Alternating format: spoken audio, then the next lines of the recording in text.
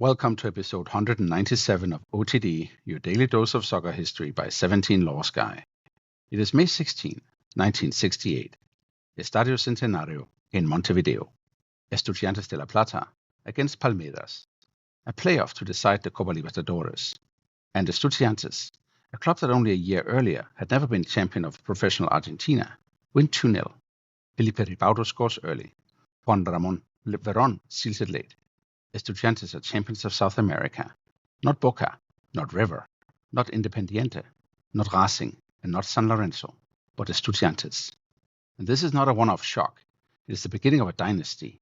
3 straight Libertadores, an Intercontinental Cup, and one of the most fascinating and controversial teams South America has ever produced.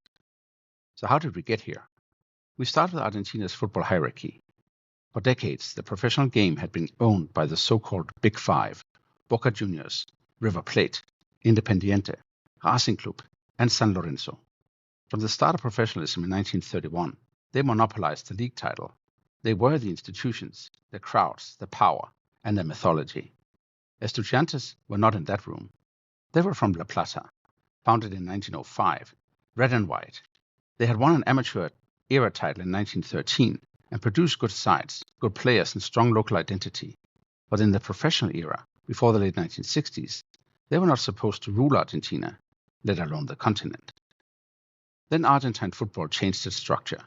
In 1967, the league was split into 2 championships, the Metropolitano in the first half of the year and the Nacional in the second. Estudiantes, under Osvaldo Zubeldía, made the new format the opportunity. Zubeldía is central here. He was not building romantic football. He was building prepared football. Film studies, set pieces, offside traps, physical conditioning, tactical discipline, and psychological pressure. Every detail mattered. Every throw-in mattered. Every corner mattered. Every weakness in the opponent was to be found and used. This was football as engineering. And the squad fitted him. Alberto Poletti in goal. Oscar Malbenat, the captain. Ramon Aguirre Suarez. Raúl Madero. Carlos Pachame. And Carlos Bilardo, the future World Cup winning coach of Argentina.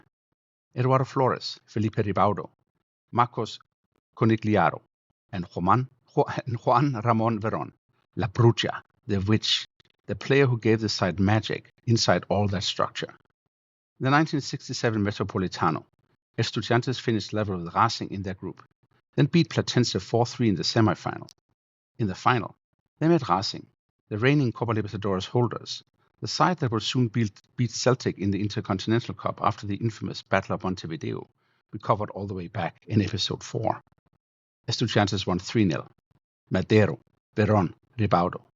The first professional Argentine league won by a club outside the Big Five. Then Estudiantes finished second in the Nacional, and that put them into the 1968 Copa Libertadores.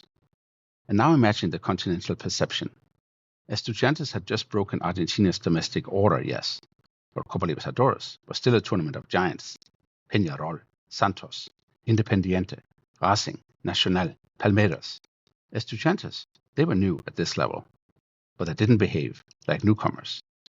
In the first phase, they were grouped with Independiente, winners of the Libertadores in 64 and 65, plus Deportivo Cali and Millonarios. Estudiantes won 5 and drew 1. They beat Independiente 4-2 in Avellaneda and 2-0 in La Plata. They won in Colombia. They controlled the group. In the second phase, they met Independiente again and Universitario of Peru. They lost in Lima, but then won the rest. Then came Racing in the semi-final. Again, the champions of South America and the world. Estudiantes won the first leg 3-0 in La Plata. Racing won 2-0 in Avellaneda. A playoff ended 1-1. Estudiantes advanced on goal difference. That is a key detail. Their path to the final ran through Independiente and Racing, not one power, but 2. And then came Palmeiras. Palmeiras were Brazilian champions through the Taça Brasil and had just eliminated Peñarol, the great Uruguayan machine, in the semi-finals. So the final was not a coronation, it was a collision. First leg in La Plata, May 2nd, 1968. Palmeiras lead through Sevillo. Then very late, Estudiantes turn it around. Verón equalizes in the 83rd minute, and Eduardo Flores scores in the 87th. Estudiantes 2, Palmeiras 1. Second leg in Sao Paulo, de Pacaembu, May 7. Palmeiras answer. Tupacinho scores twice. Rinaldo scores. Verón gets one back. But Palmeiras win 3-1. Under the rules back then, the final is now 11 on points, so it goes to a playoff at a neutral venue. And of course, the neutral venue is the Centenario in Montevideo, the stadium of the first World Cup final, the theater of South American football memory. So we go to May 16, 1968, Palmeiras against Estudiantes. Rivaldo scores in the 13th minute. Then Estudiantes do what Zubeldía teams do. They manage the match. They close space. They frustrate. They compete at the edge of the law, and sometimes beyond the edge of taste. But they're not merely destructive. They're intelligent. They know where the game is. They know what the score requires. And at the 82nd minute, Verón makes it 2-0. Estudiantes are champions of America. A small club, unknown to many on the continent just a month earlier, has beaten Independiente, Racing, and Palmeiras. That is not luck. That is a football program announcing itself. So what did it mean? Well, it wasn't a fluke, and that is the most important point. Estudiantes followed the 1968 Libertadores by beating Manchester United in the Intercontinental Cup. They won 1-0 in Buenos Aires, then drew 1-1 at Old Trafford. Verón scored there too, with a header that silenced the European champions. Willie Morgan equalized late. George Best and Hugo Medina were sent off, and Estudiantes left England as world champions. That goal at Old Trafford became part of the Verón family mythology. Decades later, Juan Ramon's son, Juan Sebastián Verón, would join Manchester United, not because football law required it, of course, but as football poetry it felt almost compulsory, the son of the witch arriving at the club his father had wounded. Estudiantes kept winning. In 1969, they beat Nacional of Uruguay in the Libertadores final, 1-0 in Montevideo, 2-0 in La Plata, back-to-back champions. In 1970, they beat Peñarol, 1-0 in La Plata, and goalless in Montevideo, 3 in a row. Only a very small group of clubs in world football ever create that kind of continental sequence. Estudiantes did it with a squad that was evolving, hardening, and becoming both admired and detested. And that is the necessary balance. Zubeldía's Estudiantes were brilliant competitors. They modernized preparation. They made Argentine football think harder about tactics, detail, and efficiency. They influenced Carlos Bilardo, and through Bilardo you can draw a line to Argentina's 1986 World Cup victory. But they also helped give South American club football one of its darker reputations: intimidation, provocation, gamesmanship, and violence as tools of survival. The Intercontinental Cup had already been poisoned by Racing and Celtic in 1967. Estudiantes and Milan in 1969 took the problem even further, with arrests, suspensions, and a global argument about whether this was football or warfare. European champions began to ask whether the Intercontinental Cup was worth it. Some refused to play. Others treated it with dread. Eventually the competition had to be reimagined, first into the Tokyo Toyota Cup, and later into the modern global club system. Estudiantes were not solely responsible for that transformation, of course, but they were central to the argument.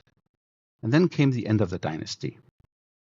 In 1971, they tried to win a fourth straight Libertadores.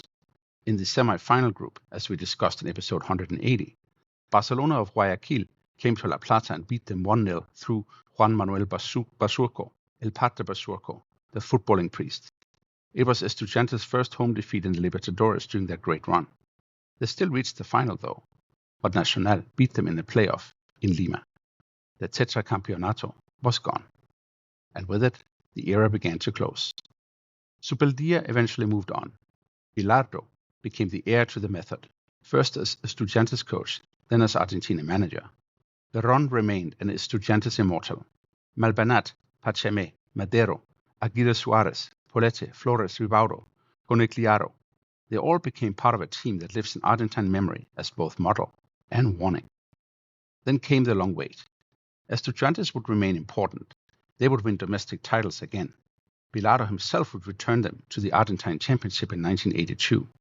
But the Libertadores, that disappeared for 39 years, until 2009. Episode 111 told that boomerang story.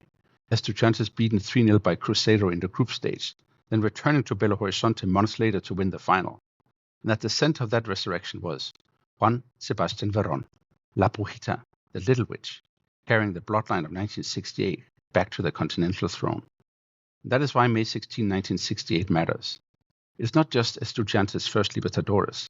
It is the day a club outside the old Argentine aristocracy became the most feared team in South America.